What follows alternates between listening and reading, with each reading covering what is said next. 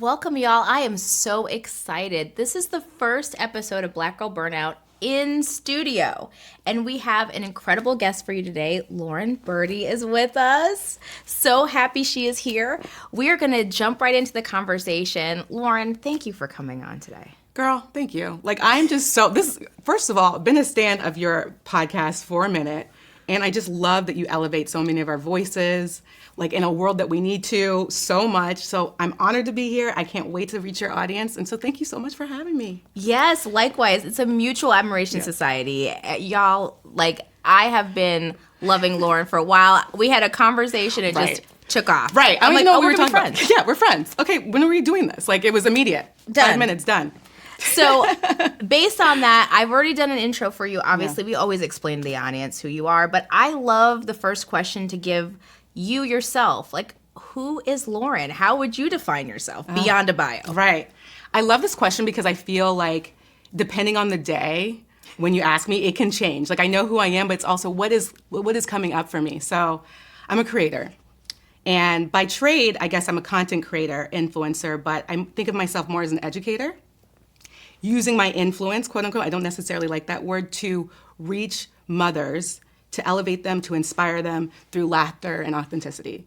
So a lot of the creation I do on my page is comedic. I love hip hop and R&B, some astrology. You're gonna see that in a lot of my videos, but it's also looking at different parts of motherhood that can be funny so I don't cry. Laughter and joy, I try and bring out in every video. And I also try and create things that show a true lens into what motherhood could look like on those very challenging days. Not with the feel bad for me sympathy, not with that intent at all. It's more I want people to feel less alone.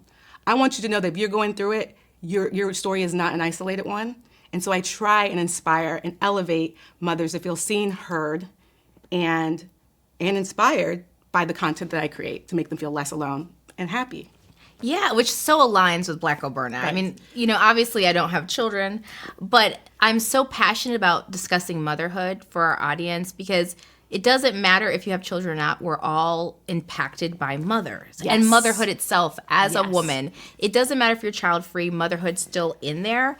And the mission of the podcast really is all about opting out of struggle and finding the joy and not sitting in the place of pain and in the place of trauma, though all those things are valid and happen. And so when I saw your content, I felt the same way. And it makes me laugh. I am not a mama, but when I saw that content of you struggling on the plane, but girl, I'm going to be honest with you. Can I be honest? Yes, please be honest. I was this is why I'm in first class. Right. You know what? Sometimes the comments are thank you for my daily dose of birth control. I'm I try. I want you to know what you might be getting into, and I'm going to laugh at it too. Good, whatever I can do to serve the community, I'm here. I'm this is why I'm in premium economy. This poor woman is climbing over seats, folding things down. Yes. The babies is just why? Wilding out. Why? Yeah. Why are we here? But the point is you do find, it is educational. Yes. I agree. It is comedic. It's honest. Yes. It's transparent, which I love. And I love the mission because so much of motherhood is encased in this language of struggle. Yes. That being a mom is hard. Being a mom is sacrifice. Where is joy in the mix? Yes. And I really feel to me, that is why I wanted to have this conversation with you, because of the lens that you do bring to that. And I want to understand, I've listened to your story and it is incredible, but I want to listen for you. What made you switch to that where you could have stayed in a very different traditional view of motherhood and how you present it to the world? Yes. What made you decide to move struggle to the left and try to find joy? And what was that journey like? Because I know it wasn't overnight. Oh my gosh, that's such a great question. So it's interesting that you, I do, when I think about motherhood and the way I viewed my mom, my grandma, and everything, it's almost struggle was synonymous with motherhood. Yes. And I'm gonna cry. Girl, I ain't gonna cry this early. No, but I see what they did, right? My mom, she was an overachiever, all Black women.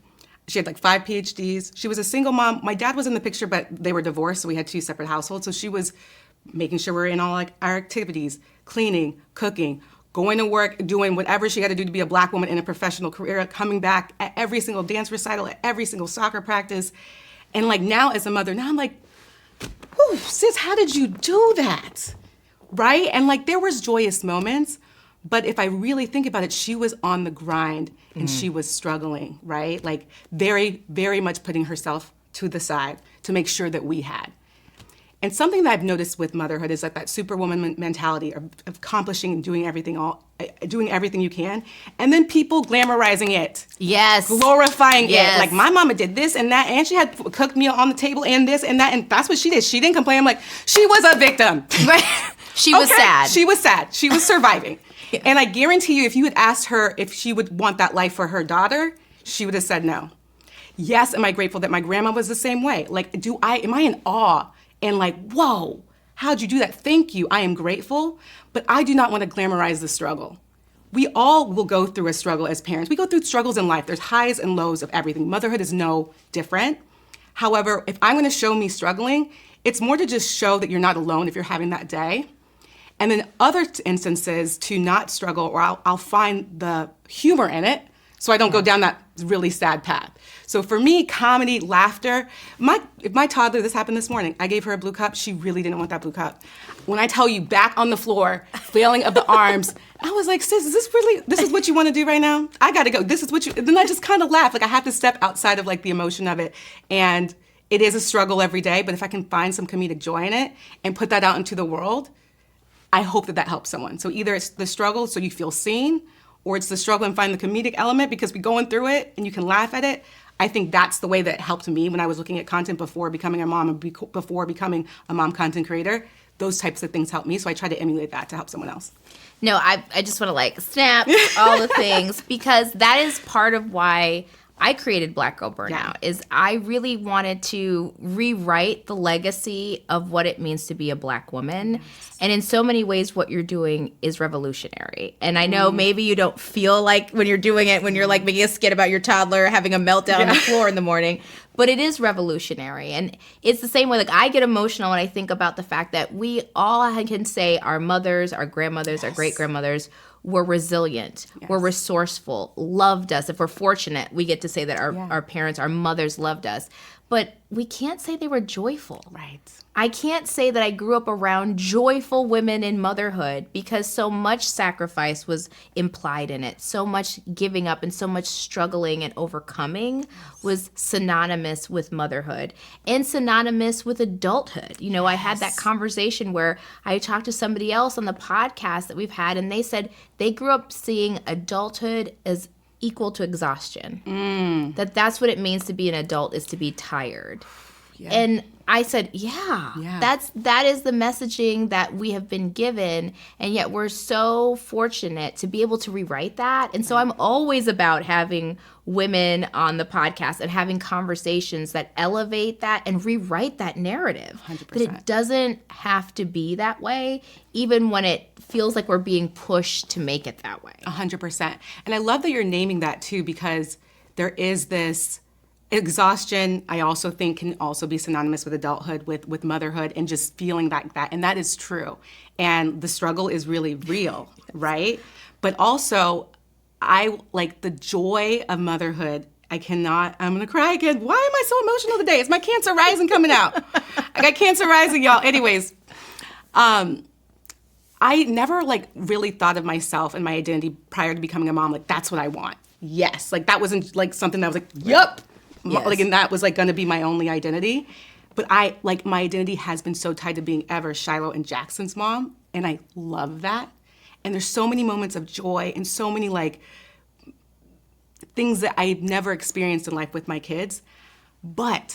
And I would not be able to know those moments of joy if I was really in the struggle all the time, without the help of my community, without the help of my partner, without asking for help. Like, you have all these joyous moments in motherhood and adulthood, but if you're not able to see them because you're dealing with everything else, you're being the career woman, you're being the wife, you're being the friend, you're being the daughter, you can't do everything well all the time. So really having my community, really having my husband, my mother-in-law, my mother, my neighbors, my friends lean in so I can like breathe and see the joy that's right in front of my face every single day and laugh at like the meltdowns. Like, I wouldn't be able to laugh at the meltdown if I was in it.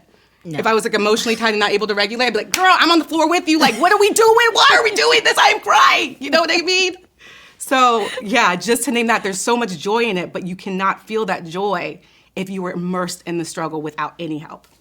Yeah. And I think that's the best place to break here because I want to shift when we come back into the conversation about that. How you built that community, what steps you took in your life, obviously, because you didn't start there, you had to get there, and how you take the community you built, the lessons you've learned, and how that translates into the art that you make.